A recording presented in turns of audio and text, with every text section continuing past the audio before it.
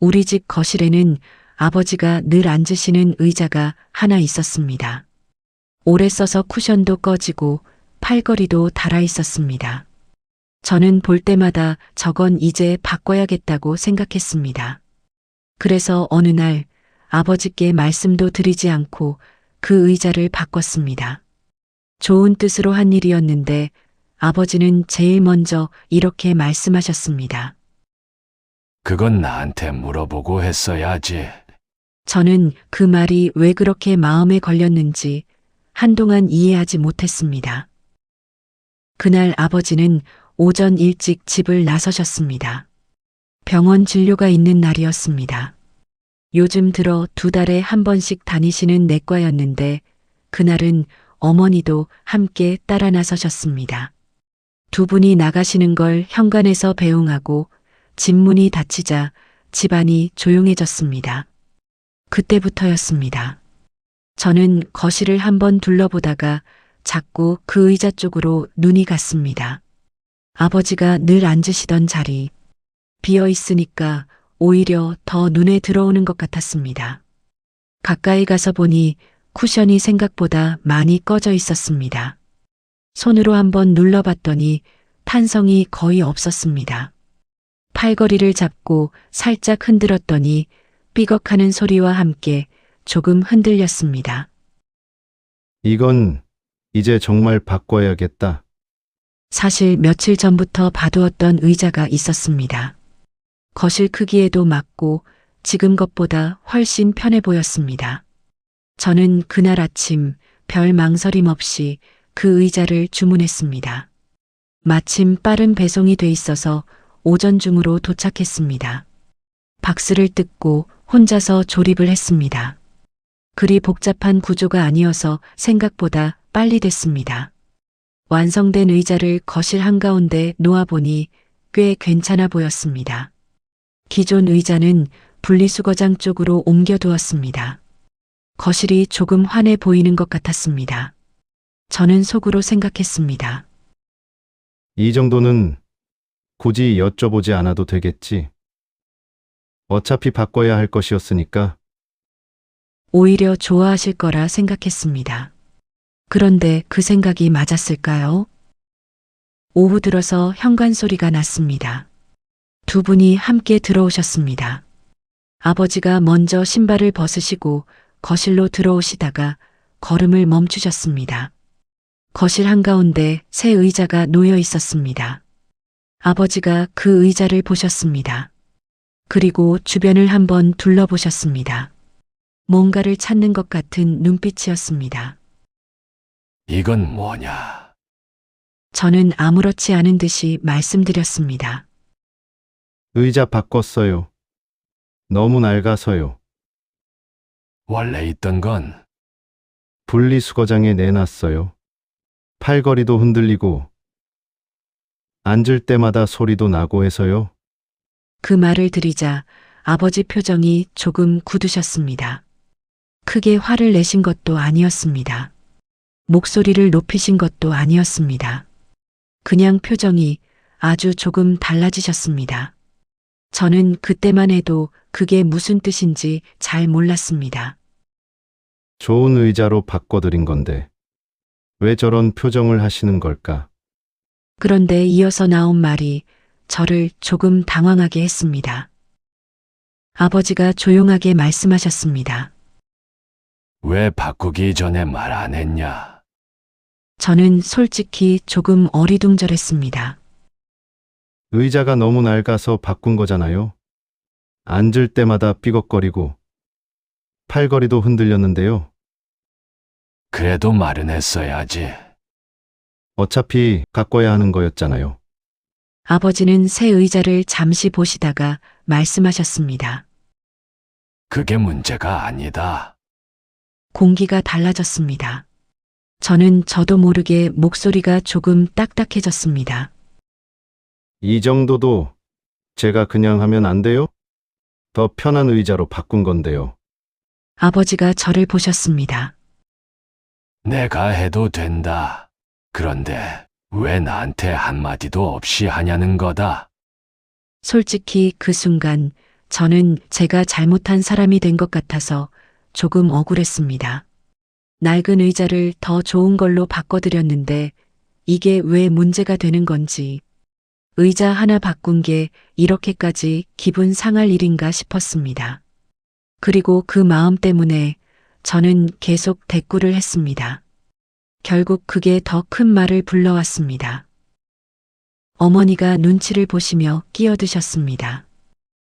좋자고 한 일인데 의자도 바꿀 때가 됐긴 했고요. 저는 그 말에 조금 힘을 얻어 말했습니다. 그러니까요. 더 불편해지기 전에 바꾸는 게 맞죠. 아버지는 잠시 아무 말씀이 없으셨습니다. 거실에 잠깐 침묵이 흘렀습니다. 그리고 천천히 말씀하셨습니다. 좋은 일이어도 내 물건은 나한테 묻고 해야지. 화를 내시는 말투가 아니었습니다. 오히려 담담하게 아주 낮게 하신 말씀이었는데 그래서 오히려 더 걸렸습니다. 그 의자 내가 얼마나 오래 썼는지 알잖아. 허리 아픈 날엔 그 팔걸이 잡고 일어나는 게 익숙했어. 몸이 불편해도 그 자리는 익숙했다고. 저는 또 뭔가 답답한 마음이 올라와서 말했습니다. 그래도 더 편한 걸로 바꾸면 되는 거 아닌가요? 저는 그게 더 나은 줄 알았어요. 그 말을 하자 아버지가 저를 바로 보셨습니다. 너는 그렇게 생각하겠지. 짧은 말이었습니다. 그런데 그 말 안에 무언가가 들어 있었습니다. 딱 부러지게 말하기 어려운 것. 서운함이라고 해야 할지, 그보다 더 깊은 무언가라고 해야 할지, 저는 그게 정확히 뭔지 아직 모르고 있었습니다. 그걸 알게 해준 건 아버지가 그 다음에 하신 말씀이었습니다. 잠깐 조용해진 뒤 아버지가 낮은 목소리로 말씀하셨습니다. 내가 앉던 자리였잖아. 저는 그 말을 들으면서 뭔가 가슴 한편이 서늘해졌습니다. 아버지가 새 의자에 손을 한번 올리셨다가 천천히 떼셨습니다.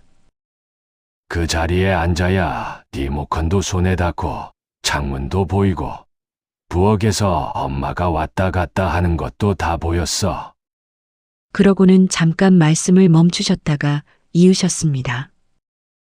내가 불편하면 내가 바꾸자고 했겠지. 그런데 이미 다 치워놓고 이제 와서 바꿨다고 하면 내가 무슨 말을 하냐? 저는 그 순간 아무 말도 드리지 못했습니다. 아버지가 서운하셨던 건 낡은 의자가 사라진 것 때문이 아니었습니다. 더 좋은 의자로 바뀐 게 싫으셨던 것도 아니었습니다. 저한테는 그냥 달아빠진 가구 하나였지만 아버지께는 매일 앉으시던 자리였습니다. 리모컨 위치, 창문 각도, 부엌에서 들려오는 소리, 그 모든 것이 그 자리에서 맞춰져 있었던 겁니다. 그리고 그 의자를 바꿀지 말지, 언제 바꿀지, 어떤 걸로 바꿀지, 그 작은 결정을 저는 아버지께 드리지 않았던 겁니다. 그제야 저는 알았습니다. 나한테 물어보고 했어야지. 그 말이 의자 때문만이 아니었다는 걸. 하지만 이미 의자는 분리수거장에 나가 있었고 새 의자는 거실에 놓여 있었습니다. 저는 그 자리에서 어떻게 해야 할지 몰랐습니다. 그리고 그날 저녁 더 마음이 무거워지는 일이 있었습니다. 저녁이 됐습니다. 어머니가 밥상을 차리셨고 세 식구가 함께 저녁을 먹었습니다. 밥 먹는 동안은 별말이 없었습니다. 텔레비전에서 뉴스가 나오고 있었고 어머니가 가끔 반찬 이야기를 하셨습니다. 밥상이 치워지고 나서 아버지가 거실로 오셨습니다. 그리고 잠시 그새 의자 앞에 서 계셨습니다. 저는 부엌 쪽에 서서 그 모습을 지켜봤습니다. 아버지가 앉으실지 그냥 방으로 들어가실지 괜히 숨을 죽이고 있었습니다. 아버지가 천천히 앉으셨습니다. 그런데 예전처럼 편하게 기대지는 못하셨습니다. 팔걸이 끝을 한번 더듬듯이 짚으시다가 잠깐 멈추셨습니다. 몸이 아직 자리를 못 찾는 것 같았습니다. 그냥 허리를 세우고 텔레비전을 보셨습니다. 저는 그 모습을 보면서 가슴이 조금 답답했습니다. 새 의자가 더 좋은 건데, 더 편한 건데, 그런데 왜 아버지는 저렇게 어색하게 앉아 계실까?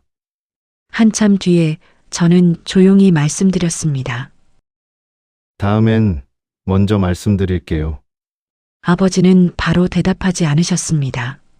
텔레비전을 보시면서 한참 있다가 아주 짧게 말씀하셨습니다. 그래, 다음엔 먼저 말해라. 그게 전부였습니다. 용서라거나 화해라거나 그런 말은 없었습니다. 그냥 짧게 그 한마디만 하셨습니다. 그런데 저는 그 짧은 말 한마디가 오래 마음에 남았습니다. 지금도 가끔 그 장면이 생각납니다. 팔걸이 끝을 더듬으시다가 잠깐 멈추시던 아버지의 손. 내가 앉던 자리였잖아. 그 말은 의자 이야기가 아니었습니다. 나이 드셔도 아직 스스로 정하고 싶은 것들이 있다는 말이었고, 좋은 뜻이 항상 좋은 방식은 아니라는 말이기도 했습니다. 그날 이후 저는 집안의 작은 것 하나도 조금 더 먼저 여쭤보게 됐습니다. 오늘 이야기가 마음에 닿으셨다면 구독과 좋아요로 함께 해주세요. 비슷한 경험이 있으셨다면 댓글에 짧게 남겨주셔도 좋겠습니다. 다음에 또 찾아오겠습니다.